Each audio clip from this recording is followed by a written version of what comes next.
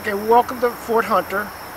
This is the site of a French and Indian War fort dating between about 1756 and 1763. And we're here to find, we came here in 2006 to find the remains of that fort.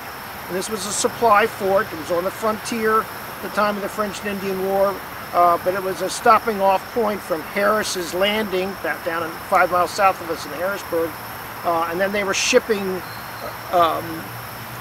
materials up to Fort Augusta in Sunbury, and that's what this functioned as. And so we came here to find the fort, and what we have found are artifacts that relate to the fort occupation, that relate to the military site here, but it seems that the fortifications were so ephemeral that we have not found the wooden stockade which surrounded the fort or a ditch that surrounded the fort.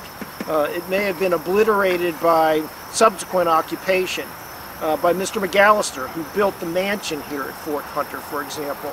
And that's been one of our real problems, is we find gun parts, we find musket balls and gun flints, and seemingly things that would relate to the fort.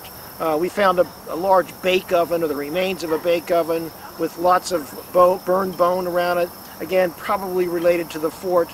But Mr. McAllister shows up essentially 20 years after the fort occupation, and his artifacts are all over the place. He built a plantation here, and his artifacts are similar in types to the actual fort occupation. What we have behind us here is one of Mr. McAllister's structures that he built that he was rather proud of.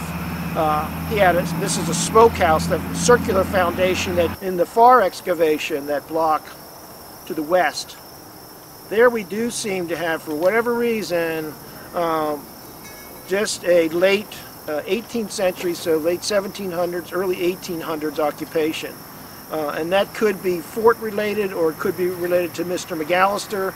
And actually it's called Fort Hunter because at the time of the French and Indian War, a man named Hunter had his house here, and so it could be his house after the French and Indian War, so it's unclear. But that's where we have a lot of hopes over there of getting better stratigraphy and being able to find the difference between the three main visitors here, three main occupations at this site.